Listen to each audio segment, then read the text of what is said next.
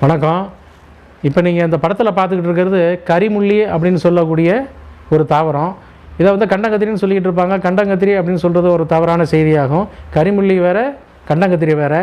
இது சோலனம் ஜாந்தோகார்பம் அப்படின்னு சொல்லக்கூடியது.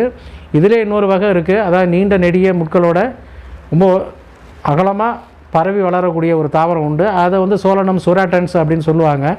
இப்போ அதை விட்டு இந்த ஜாந்தோகார்பத்தை எப்படி ADHDயில், அதாவது குழந்தைங்களுக்கு ஹைப்பர் ஆக்டிவிட்டியில் எப்படி பயன்படுத்துறது அப்படின்னு விவரம் சொல்கிறேன்.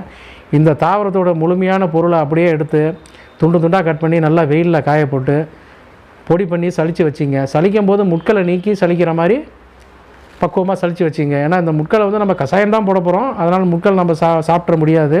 அதனால் வடிகட்டி கஷாயத்தை சாப்பிட்றதுனால அந்த முள்ளால் தொல்லை ஒன்றும் கிடையாது. அதேமாதிரி பார்த்திங்கன்னா அதிமதுரமும் வாங்கி பொடி பண்ணி வச்சுக்கிங்க. பொடி பண்ண அதிமதுரத்தை பாக்கெட்டு வாங்காதீங்க. நாட்டு மருந்து கடையில் அதிமதுரம் வாங்கி பொடி பண்ணி வச்சுக்கிங்க. அந்த பொடி பண்ண அதிமதுர பொடி வந்து ஒரு ஸ்பூன்னா இது வந்து ஒரு 3 ஸ்பூன் அளவுக்கு போட்டு ஒரு 4 அல்லது 5 டம்ளர் தண்ணி விட்டு நல்லா அடுப்பில் ஏற்றி கொதிக்க வைக்க வேண்டியதுதாங்க. கொதிக்க வச்சு வடிகட்டி தேன் கலந்து குடிக்கலாம், இல்லை தேன் கலக்காமையும் குடிக்கலாம். அதிமதுரம் இருக்கிறதுனால சாப்பிட்றதுக்கு சுவையாக இருக்கும். குழந்தைங்க பிரியமாக சாப்பிடுவாங்க. இது மாதிரி காலம்பரை சாயந்தரம் ஒவ்வொரு டம்ளர் கொடுத்துக்கிட்டே வரணும். அப்பப்போ கொதிக்க வைக்கலாம். அப்படி இல்லைனா ஏற்கனவே கொதிச்சதை கொதிக்க வைக்கலாம். இல்லை ஃப்ரெஷ்ஷாக அப்பப்போ இந்த இலையா கிடச்சிதுன்னா இலையை வந்து ஒரு 3 இலை 4 இலை கூட போதுமானது. அப்பொழுதுக்கு இலையை பொடியாக கட் பண்ணி கூட அதிமதுரத்தோடு சேர்த்து கொதிக்க வச்சு கொடுக்கலாம். இப்படி தொடர்ந்து கொடுத்துக்கிட்டே வந்தால் ADHDயோட தன்மை வேகமாக குறைய ஆரம்பிச்சிடும்.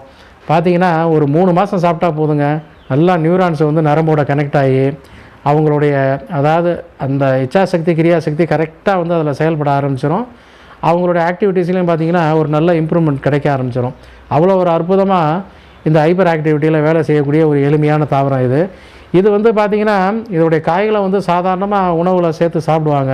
அதனால தான் இதுக்கு கரிமுள்ளின்னு ஒரு காரண பேர் கூட வந்திருக்கக்கூடும். அதனால் விஷமற்ற ஒரு தாவரம். இதெல்லாம் இதுக்குன்னு மட்டும் கிடையாதுங்க. இந்த தாவரத்தை பார்த்திங்கன்னா இந்த தாவரம் வந்து வலிப்பு நோய்கள்லையும் பயன்படும். அதேமாதிரி பார்த்திங்கன்னா அல்சைமர் போன்ற நோய்கள்லையும் பயன்படும். பேரலிசிஸில் பயன்படுத்தியிருக்காங்க, கேன்சரில் பயன்படுத்தியிருக்காங்க. அதனால் இது ரொம்ப ஒரு உயர்வான ஒரு தாவரம். மேலும் பார்த்திங்கன்னா இதை கொண்டு இன்னொன்று ஒரு மருத்துவ முறை உங்களுக்கு பதிவு நான் பண்ணுறேன். இதை பார்த்திங்கன்னா டயபெட்டிக்ஸு அப்படின்றது கிடையாது. மற்ற எந்த நோய்கள்லையும் பார்த்திங்கன்னா பாதத்தில் பார்த்திங்கன்னா ஒரு வலியும் ஒரு கடுமையான எரிச்சலும் ஒரு மதப்பும் இருந்து ரொம்ப கஷ்டப்படுறவங்களாம் இருக்கிறாங்க.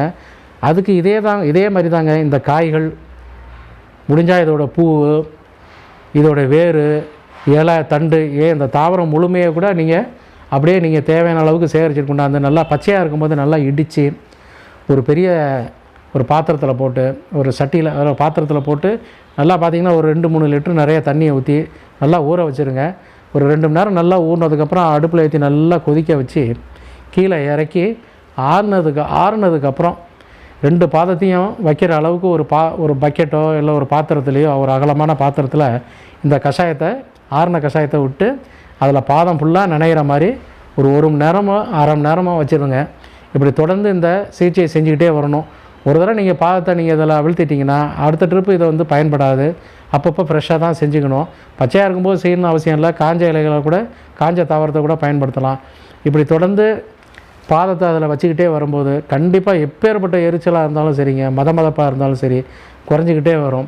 உள்ளுக்குள்ளே எங்கேயாவது அடப்புகள் இருந்தாலும், ரத்த ஓட்டம் சரியாக சீராக இல்லாமல், தோலே கருத்து இருந்தாலும் சரி, புண்ணு வந்துடுமோ அப்படின்னு நினைக்கக்கூடிய ஸ்டேஜில் கூட இந்த கஷாயத்தை காலில் நீங்கள் நினச்சிக்கிட்டே வந்தீங்கன்னா, அதாவது பாதத்தை அழுத்தி இதில் வச்சுக்கிட்டே இருந்தீங்கன்னா ஒரு 1/2 மணி நேரம், அதிகபட்சம் 1 மணி நேரம் நீங்கள் அதில் இருந்தால் போதுமானது. இப்படி தொடர்ந்து இந்த சிகிச்சையை நீங்கள் ஒரு 15-20 நாள் செஞ்சீங்கன்னா எவ்வளோ நாள்பட்ட எரிச்சல் கூட மதப்பு கூட இதில் சௌரியமாக இருக்குது. நன்றி, வணக்கம்.